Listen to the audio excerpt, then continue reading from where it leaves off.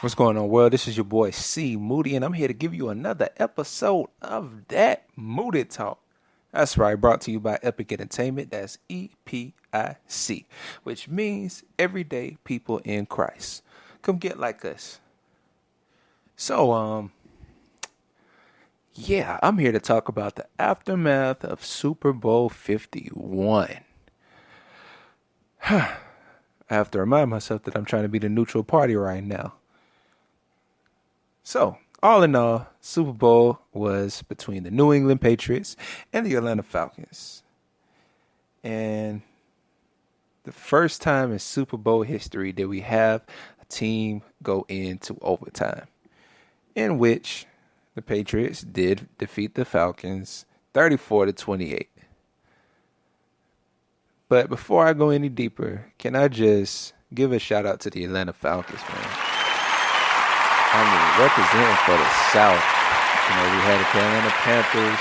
Now we got the Falcons. The South is coming back. Matt Ryan, I applaud y'all for the performances y'all did have that were good. Dan Quinn, man, a great coach. Tip my hat to y'all, even in defeat. I'm not going to play an applause effect for the Patriots. Not because I'm trying to be disrespectful to all my Pats fans that are my friends out there, even though y'all know I don't like y'all. Psych. But for real, though, I mean, let's be honest right now. The New England Patriots have been the pinnacle of NFL royalty for the past few years. So, yeah, y'all supposed to be there. So, I'm not going to applaud y'all. But, man, my talk about today is, how do y'all feel about this Super Bowl, man? Like, with everything that went down, the 21-0 comeback, the overtime, and the score, you know, the last-minute touchdown run. Was it a run or was it a pass? I don't know, man. I was pretty mad the last few plays. But how do you feel about it? Bigger question is, does this Super Bowl solidify Tom Brady as the greatest quarterback of all time? Now, mind you, this year alone, he missed the first 4 games due to suspension. And the Patriots still won anyway, thanks to Bill Belichick, of course. But Tom Brady, of course, came back, did his Tom Brady stuff, and became Super Bowl MVP. And broke a whole lot of records. How many records? Well, let's count them out. And this is by Fox Sports. Tom Brady got the most completions, 43. Most passing yards, 466. Most pass attempts was 62. He was the 4th Super Bowl MVP, passing Joe Montana of all time. The first quarterback with 3 Super Bowl fourth quarter comebacks. And his 10th postseason game-winning drive of all time. Not to mention his 5 Super Bowl rings, which is the most by a quarterback. I have to stress that because lately I've been seeing on Facebook, in honor of Black History Month, they bring up Charles Haley. And the post is to say that Tom Brady wasn't the first to have 5 rings, it was Charles Haley. But understand, when they have been talking about Tom Brady, they mean that he was the first quarterback with 5 rings. Charles Haley was a defensive lineman and also linebacker. So, Charles Haley was the first to do it.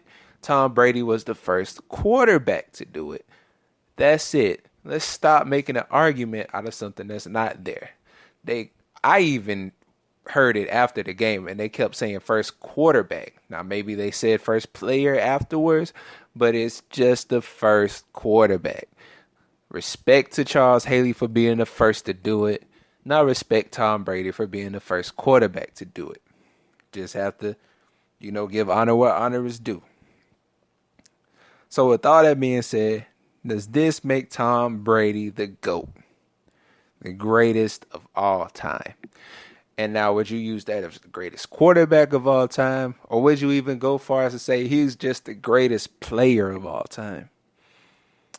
Let me know. I want your comments. I want some feedback. Of course, this isn't live because I'm not comfortable, nor do I have enough followers. Nobody listens to me. But for those who do listen to me, I appreciate you. Can't stress that enough. But let me know how you feel about it. Also, another question. What about Bill Belichick? Now, this is by the Detroit News. He now holds the record for the most games, which, of course, Tom Brady does too, because both of them got there together. Also has the most games won, which is 5. So he's the most winningest head coach as far as Super Bowls, or probably altogether. Also at the Detroit News, giving some more record-breaking stuff on Tom Brady. He now has 207 completions in his career and 2,071 passing yards in his career. So is Bill Belichick the greatest coach ever? And is Tom Brady the greatest quarterback? Or would you even go far to say the greatest player ever? I need some feedback. Until then, I'm about to give y'all my thoughts on this. Now, I have to start my thoughts with seeing if y'all feel as though this is a coincidence. Mind you, this is my thoughts, my opinion. This is how I felt about it. Now, let's look at this. Tom Brady, the greatest, arguably the greatest player in the NFL. Coincidentally, LeBron James, arguably the greatest player in the NBA. Basketball, yeah, duh, that's the same thing. So, both of them being the greatest of their sports, argumentatively, however the major word you want to use it, big word. I just like using big words, so forgive me on that. But either way, both of them are considered the greatest of their sport. And both, ironically, in this year, as far as their sports seasons, have overcame a historical deficit to win. 1-3 in the finals for LeBron, 0-21 for Tom. Now, I'm going to be honest with you. When the halftime came, the first thing I heard was, nobody in history has ever come back from a 0-21 deficit. Right then, for whatever reason, it was the way he said it that made me feel like this is a setup. I'm going to just be honest with you. Like, I was truly like, don't tell me they about to give this to Tom Brady. Now, I don't want y'all to feel as though Tom Brady can't be a great player, because he is going to be a great player, whether he won this one or not. But it was just something about this one that just made it seem eerily similar to the same thing that happened with LeBron this year. That's all I'm saying. Also, I'm going to even go a little bit further than that. A couple weeks before the Super Bowl, I found a WWE meme on Instagram, which my Instagram is also Epic Entertainment, EPIC, ENT. Might be an underscore somewhere in there between the EPIC and ENT. But anyway, look me up. But the meme talked about the wrestling pay-per-view that was a week before the Super Bowl. And in one of the main events, it was a guy from Atlanta playing a guy from Boston. Which, for those who do know wrestling, it was AJ Styles versus John Cena. AJ Styles being Atlanta, John Cena being Boston. And, spoiler alert, John Cena won. Now, ironically enough, the very next week in the Super Bowl was a team from Atlanta and a team from Boston. Coincidence? I don't believe in coincidences. Personally now, after watching the thing happen with LeBron, after watching this happen with Tom, even going back to last year, seeing the same thing with Peyton Manning, which as much as I love Peyton Manning, the more I start to see that the NFL might have a little script action going to it. You know, to me, I say this might be one of the greatest scripts ever. You know, as far as to solidify Tom Brady's career. It's just like WWE. The difference between WWE and NFL, at least we know the WWE is scripted. And those are my thoughts, man. You can call me disrespectful or whatever you want to call it. For those who do know me, I must admit, I've had a disdain for the Patriots ever since they beat my Rams years ago in the Super Bowl. And it just seemed ironic that when they kicked the field goal to win the game, they had 8 seconds left on the clock and they let the time run out. Although that I personally felt like we had one of the greatest kick returners that year, and we could have made anything happen within those last 8 seconds. And ironically enough, the year after, they made a rule to stop the time after field goal kicks. So,